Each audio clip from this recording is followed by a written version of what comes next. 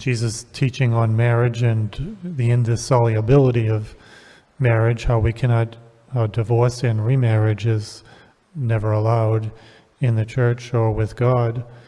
The Pharisees know that Moses allowed the people to divorce, the men to divorce their wives, presumably vice versa in some way. We also know that John the Baptist was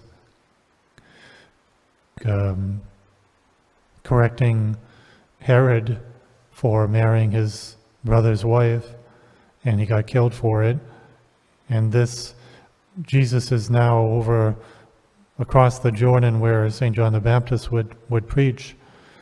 And so the Pharisees are testing Jesus. What is he going to say about marriage and Herod's marriage? And maybe we can get him to be killed by speaking against Herod again. And across the Jordan too is where Moses spoke the book of Deuteronomy, which allowed for the divorce.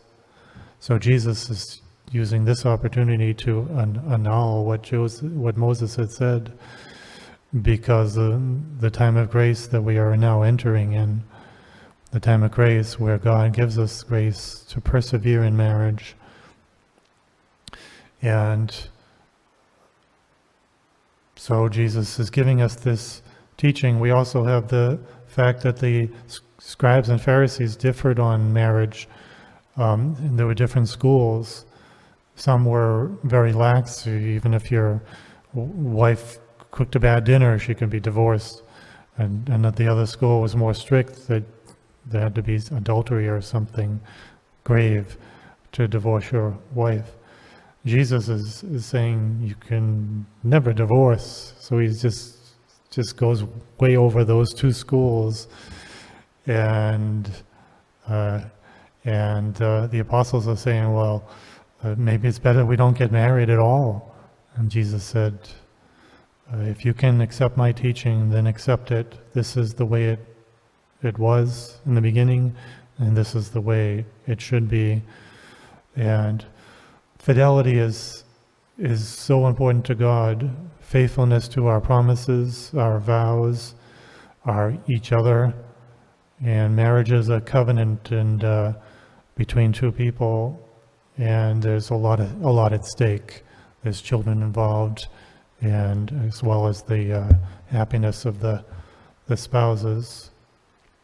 And so there's a lot at stake in this. The family is the bedrock of society. If marriages crumbles, then society is going to crumble as well. So Jesus is really standing strong on the importance of indissolubility, marriage lasting until death. And that makes us wonder why Jesus said, unless, I say to you, whoever divorces his wife, unless the marriage is unlawful and marries another, commits adultery. What does he mean by unless the marriage is unlawful? Protestants have really taken that to mean basically you can divorce if things are too tough. You can divorce, so that's the way it is with the Protestants. But Catholics have always held this to believe if there was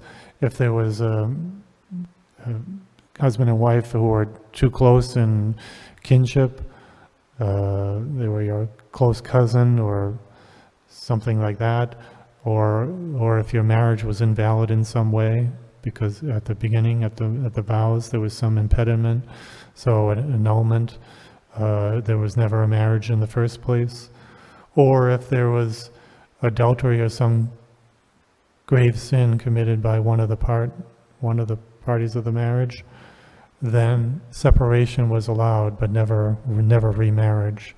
There could be a divorce, but never a remarriage. That's always been the constant tradition of the Church. That's why the apostles said, well, then it's better for us not to get married. So they knew Jesus was not making exceptions to divorce and remarriage.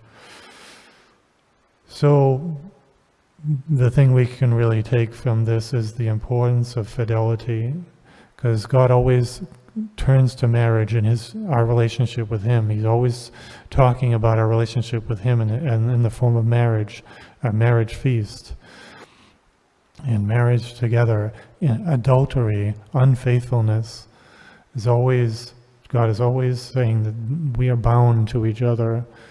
We are bound to each other. We must be faithful until death. Until death.